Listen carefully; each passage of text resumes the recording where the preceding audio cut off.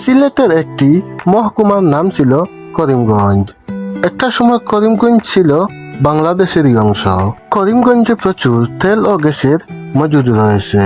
বাংলাদেশের সিলেট অঞ্চল যেমন তেল ও গ্যাসের সমৃদ্ধ, তেমনি ভাবে ভারতের দখলে থাকা করিমগঞ্জ প্রাকৃতিকভাবে তেল ও গ্যাসের ভরপুর একটি অঞ্চল।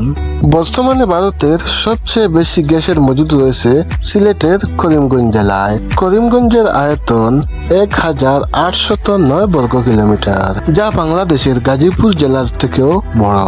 ব্রিটিশরা দেশভাগের সময় করিমগঞ্জ ভারত নাকি পাকিস্তানের অন্তর্ভুক্ত হবে এজন্য একটা গণভোটের আয়োজন করেন। সেই গণভোটে করিমগঞ্জের অধিকাংশ মানুষ পূর্ব পাকিস্তানের অর্থাৎ বর্তমান বাংলাদেশে থাকার পক্ষে রায় দেয়। কিন্তু গণভোটে পূর্ব পাকিস্তান বিজয়ী হওয়া সত্ত্বেও মুসলিম সংখ্যাগরিষ্ঠ করিমগঞ্জ কিভাবে ভারতের অংশ হলো? বাংলাভাষী সিলেট ঐতিহাসিকভাবে পূর্ববঙ্গের সঙ্গে অন্তর্ভুক্ত ছিল। করিমগঞ্জের ভূগোল, সংস্কৃতি এবং ইতিহাসের দিক থেকে সিলেটের সঙ্গে গভীরভাবে জড়িত। করিমগঞ্জের অধিকাংশ মানুষই সিলেটি ভাষায় কথা বলেন। 1874 সালে যখন আসাম রাজ্য গঠিত হয়, তখন ব্রিটিশ সরকার সিলেটকে নবগঠিত আসাম রাজ্যের সঙ্গে জুড়ে দেয়। যদিও এই অঞ্চলের সংখ্যাগরিষ্ঠ লোকজন পূর্ববঙ্গের সঙ্গে থাকতে চেয়েছিল। সিলেটকে আসামের সঙ্গে জুড়ে দেওয়ার ফলে ওই অঞ্চল শিল্প সমৃদ্ধ হয় এবং বিস্তৃতিশীল একটি রাজ্য হিসেবে আসাম প্রতিষ্ঠা লাভ করে। সে সময় সিলেট ছিল শিক্ষা, দীক্ষা ও শিল্পায়নে অগ্রসর। অপরদিকে আসাম ছিল তুলনামূলক অনুন্নত। তাই সমৃদ্ধ রাজ্য প্রতিষ্ঠায় সিলেটকে আসামের সঙ্গে জুড়ে দেওয়ার প্রয়োজন মনে করেছিল ব্রিটিশ সরকার। 1947 সালের 3রা জুন ভারতবর্ষের শেষ গভর্নর লর্ড মাউন্ট ব্যাটেন মুসলিম লীগ, কংগ্রেস ও শিখদের সঙ্গে বৈঠকের শেষে ঘোষণা দেন ধর্মের ভিত্তিতেই ভারতবর্ষকে ভাগ করা হবে। সুতরাং পাঞ্জাবের মতো বাংলাকেও সংখ্যাগরিষ্ঠতার ভিত্তিতে ভারত এবং পাকিস্তানের মধ্যে ভাগ করে দেওয়া হবে। তবে আসামের মাত্র একটি জেলা সিলেট নিয়ে বিভেদ সৃষ্টি হয়, যদিও তখন সিলেটের সংখ্যাগরিষ্ঠ মানুষই ছিল মুসলিম। অবশেষে 3রা জুলাই ভাইসরয় লর্ড মাউন্ট ব্যাটেন ঘোষণা দিলেন আসামের গভর্নর জেনারেলের তত্ত্বাবধানে গণভোট অনুষ্ঠিত হবে। ফলে সিলেটের মানুষ কোন দেশের সাথে থাকতে চায় সেই সিদ্ধান্ত নিজেরাই নেওয়ার সুযোগ পাবে। 1947 সালের 6 ও 7 জুলাই ভোট গ্রহণ চলে। ব্যালট পেপারের জন্য 2টি প্রতীক নির্ণয় করা হয়। একটি হলো কুড়াল, আরেকটি হলো কুড়েঘর। কুড়াল মার্কায় ভোট দেওয়ার অর্থ হচ্ছে পাকিস্তানের সঙ্গে থাকতে চাই এবং কুড়েঘরে ভোট দেওয়ার অর্থ হচ্ছে ভারতের সঙ্গে থাকতে চাই। সমগ্র সিলেট জুড়ে তখন ভোটার সংখ্যা ছিল 5,46,815 জন। কুড়াল মার্কার পক্ষে মুসলিম লীগ ব্যাপক প্রচার প্রচারণা চালাতে থাকে। অন্যদিকে কুড়েঘর মার্কা নিয়ে ব্যস্ত হয়ে পড়ে সর্বভারতীয় কংগ্রেস। সিলেটের সুনামগঞ্জ, করিমগঞ্জ, মৌলভীবাজার এবং হবিগঞ্জ নিয়ে এই নির্বাচনে প্রায় 77% মানুষ অংশগ্রহণ করেন। 56.56% ভোট পেয়ে কুড়াল মার্কা বিজয় অর্জন করে। ফলে সিলেটের পূর্ব পাকিস্তানের সঙ্গে অন্তর্ভুক্ত হতে আর কোনো বাধা থাকে না।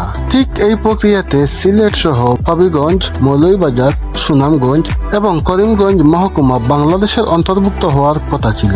ব্রিটিশরা যখন সিদ্ধান্ত নিল ধর্মের ভিত্তিতে ভারত এবং পাকিস্তান এই নামে দুটি দেশকে স্বাধীনতা দিয়ে তারা বিদায় নিবে, তখন এই দুই দেশের সীমানা নির্ধারণের দায়ভার দেওয়া হয় স্যার সিরিল রেডক্লিফের হাতে। স্যার রেডক্লিফ ছিলেন ভারতবর্ষে একেবারে নতুন। উপমহাদেশের কোনো কাজের অভিজ্ঞতাই তার ছিল না। তার নেতৃত্বে একটি কমিশন গঠন করা হয়। সেই কমিশন সিলেটের গণভোটের পর থেকেই সীমানা নির্ধারণে সম্পূর্ণ মনোযোগ দেয়।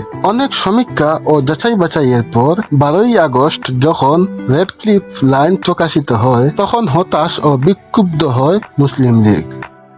বিক্ষুব্ধ হয় পূর্ব বাংলার নেতৃবৃন্দ।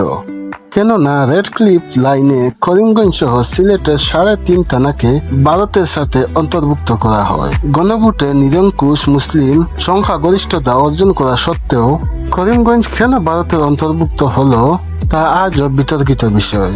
এটা করেছিল রেডক্লিফের বদৌলতে অথবা কারসাজিতে। ভারতীয় নেতৃবৃন্দের সাথে ষড়যন্ত্রের এই কারসাজি করেন রেডক্লিফ, এমন ধারণাও প্রচলিত রয়েছে।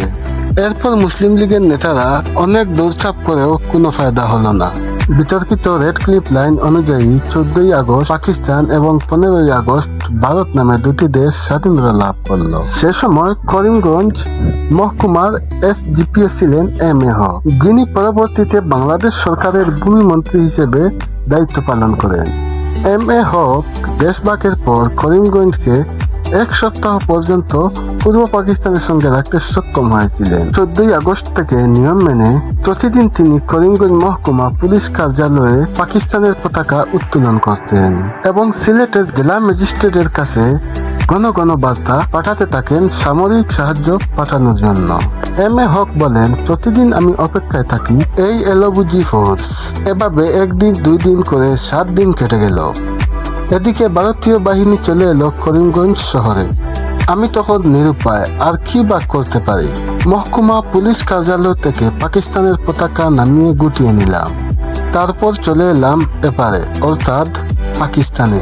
এভাবে অবসান ঘটল এই অধ্যায়ের। সেই থেকে করিমগঞ্জ, রাতাবাড়ি, পাথরকান্দি সহ সিলেটের 3.5 টানা হয়ে গেল ভারতের।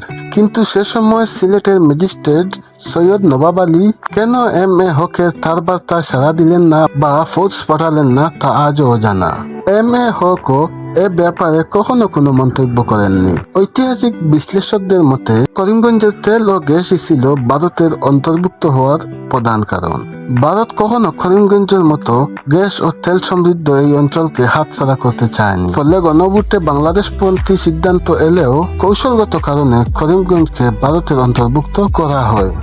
করিমগঞ্জের মালিকানা নিয়েও পূর্ব পাকিস্তানের মুসলিম লীগ নেতারা সরব থাকলেও পশ্চিম পাকিস্তানের নেতারা এটি নিয়ে সম্পূর্ণ উদাসীন ছিল। তবে মুসলিম লীগের কেন্দ্রীয় নেতৃত্ব পশ্চিম পাকিস্তানিদের হাতে থাকায় পূর্ব পাকিস্তানের বাঙালি নেতাদের কিছুই করার ছিল না। মুসলিম লীগের কেন্দ্রীয় নেতারা পশ্চিম পাকিস্তানের স্বার্থ রক্ষায় যথেষ্ট তৎপর থাকলেও পূর্ব পাকিস্তানের ক্ষেত্রে ছিল সম্পূর্ণ উদাসীন। পশ্চিম পাকিস্তানের নেতাদের অবহেলার কারণে মুর্শিদাবাদ, নদিয়া, আসাম, আরাকান রাজ্য সহ বিভিন্ন গুরুত্বপূর্ণ অঞ্চল বাংলাদেশের হাতছাড়া হয়। অথচ এইসব অঞ্চল বাংলাদেশের হাতে থাকলে বাংলাদেশ আজ ভৌগোলিকভাবে শক্তিশালী একটি দেশ হতে পারত। করিমগঞ্জ প্রাকৃতিক সম্পদে সমৃদ্ধ হওয়ার পরও করিমগঞ্জের মানুষের বঞ্চনার কোনো শেষ নেই। ভারতের কট্টর হিন্দুত্ববাদী সরকার করিমগঞ্জের মুসলিমদেরকে বাংলাদেশি অনুপ্রবেশকারী হিসেবে আখ্যা দেয়।